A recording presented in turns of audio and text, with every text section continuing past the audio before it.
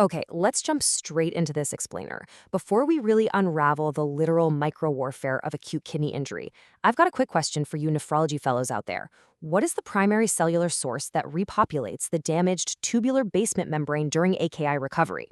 Now, if you immediately thought of circulating stem cells, actually, scratch that. Think again. It's actually the surviving, de-differentiated proximal tubular epithelial cells that re-enter the cell cycle. And today, we're going to dive deep into the pathophysiology that makes this exact repair process so necessary. Here's our roadmap for today. And as we move through this, I want you to consider a scenario you see all of the time. A patient survives a severe bout of acute tubular necrosis, right? But then, 6 months later, they show up in your clinic with progressing chronic kidney disease. Why does that happen? Well, the answer lies in maladaptive repair. Basically, tubules that fail to fully differentiate end up arrested in the G2/M phase, and they just sit there secreting profibrotic cytokines like TGF-beta. So to really understand how we arrive at that terrible fibrotic endpoint, we're going to reframe our view of the classic AKI triad, zoom in on the proximal tubule, and unpack regulated cell death and the innate immune response. Section 1. Rethinking the AKI triad. Let's start our clinical rounds with a high-level look at this classic framework. So for decades, we've all been taught to divide AKI into those 3 neat little buckets: pre-renal, intrinsic, and post-renal. And sure, as a quick heuristic for initial triage, it works. But the reality? Clinical AKI is so much more complex than just a drop in GFR. It is an absolute systemic, multi-organ inflammatory crisis. A hemodynamic change, say a sudden drop in blood pressure, might initiate the injury, but it rapidly exacerbates a chaotic, intrinsic microenvironmental war. And remember, the kidney doesn't just suffer in isolation. Through this crazy complex network of cytokines, oxidative stress, and immune cell trafficking, there's profound crosstalk with distant organs. The lung becomes permeable, the heart gets stressed out, and the liver and brain are fundamentally affected by what's happening in the nephron. Moving on to our second section, proximal tubule ground zero. Let's get our microscopes out and zoom directly into the tubule itself. All right, time to put you on the spot. Why is the S3 segment of the proximal tubule, specifically the part located in the outer stripe of the medulla, so incredibly susceptible to ischemic injury compared to the rest of the nephron? Think back to its specific energy requirements and its anatomical blood supply. You hit the nail on the head if you thought about its structural vulnerability. The S3 segment is this incredibly energy-demanding zone that's structurally prone to persistent vascular congestion. You see, it relies almost entirely on fatty acid oxidation to generate ATP. It literally has almost zero capacity to switch over to anaerobic glycolysis when oxygen levels tank. And to make things even worse, it's supplied by a really unique venous capillary network. So when an ischemic event happens, endothelial cell injury leads to severe microvascular congestion right in this specific area. Even after blood flow to the cortex returns to normal, the outer medulla just stays severely hyperperfused. It's a phenomenon we often call the extension phase of AKI. Now, what's truly fascinating is watching the molecular dominoes fall when that oxygen drops. It's a microscopic physical collapse. First, severe ATP depletion sets in. That inactivates an enzyme called Rho-GTPase, which then, paradoxically, activates a protein called ADF, or cofilin. Now, cofilin's one job is to sever and depolymerize actin. As a result, the cell's internal microfilament core, literally the scaffolding holding up the cell's terminal web, just completely dissolves. The cell totally loses its shape, those crucial tight junctions fail, and the apical membrane starts forming these blebs that literally slough right off into the tubular lumen. And this structural collapse leads to one of the wildest phenomena in ischemic acute tubular necrosis. The sodium pumps physically reverse direction. This perfectly explains the sky-high fractional excretion of sodium we see on the floor. Normally, you've got NAK ATPH pumps firmly anchored to the basolateral membrane by a spectrin and actin skeleton, right?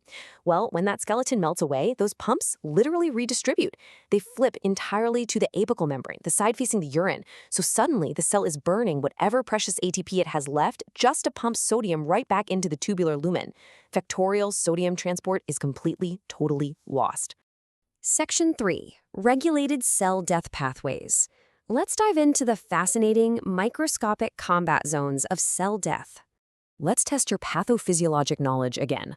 We need to move way past that classic, simple binary of apoptosis versus necrosis. For the longest time, we thought necrosis was just this passive, accidental, messy death. But modern science?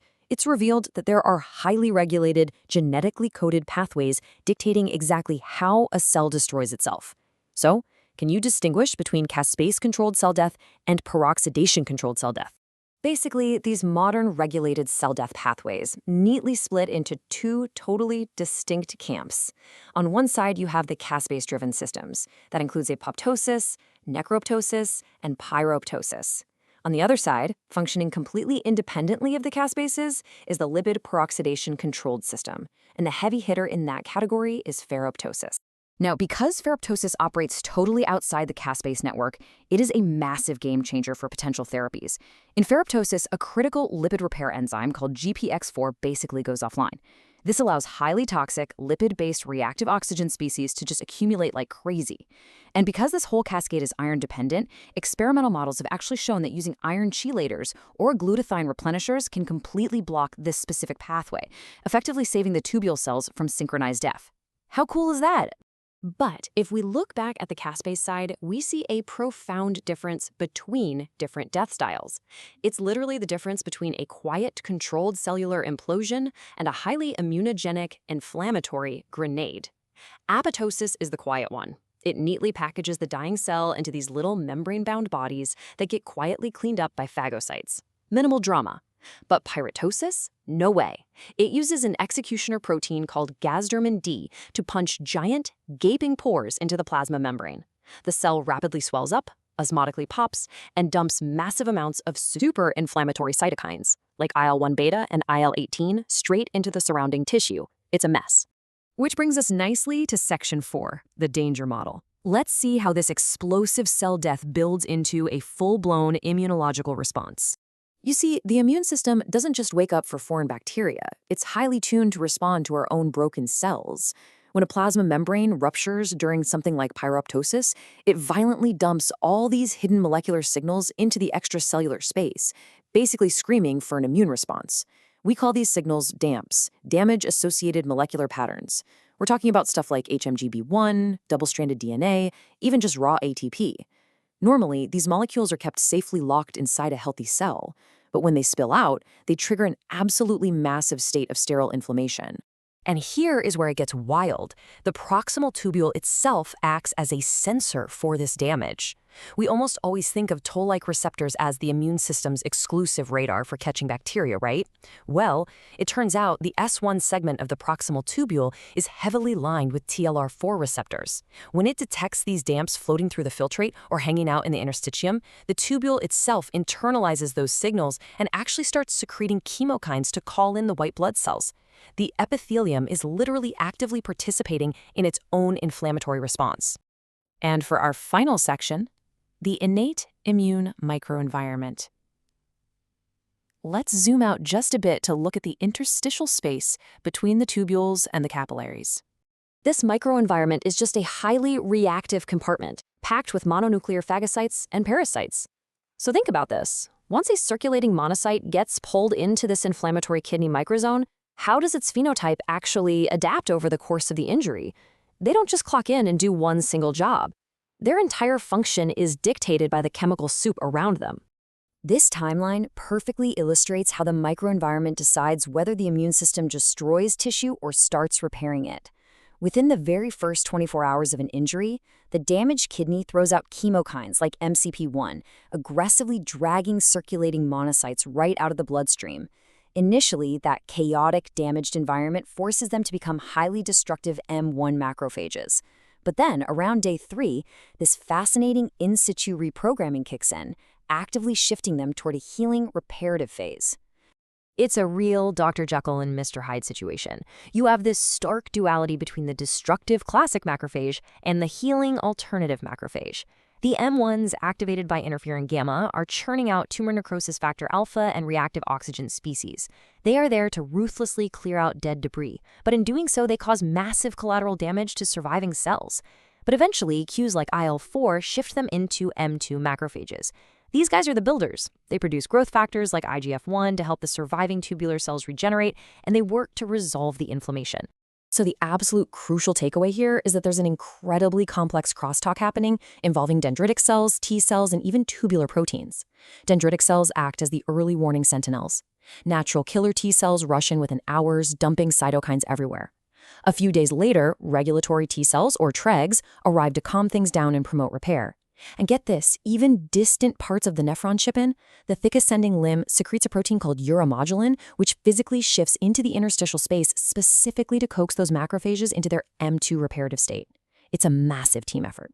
But it's not all perfectly coordinated. Even the neutrophils cause accidental collateral damage through a process called netosis. Basically, infiltrating neutrophils will literally vomit out their own DNA and histones to form these sticky nets, hoping to trap what they assume are invading bacteria. But remember, this is sterile inflammation. There are no bacteria here. So these sticky, highly toxic chromatin nets just end up damaging the fragile tubular epithelial cells even further. Which brings us to the ultimate therapeutic goal. As this quote perfectly summarizes, we need to manipulate these cellular pathways to dial down the necroinflammation. Look, we probably can't stop cell death entirely during severe ischemia.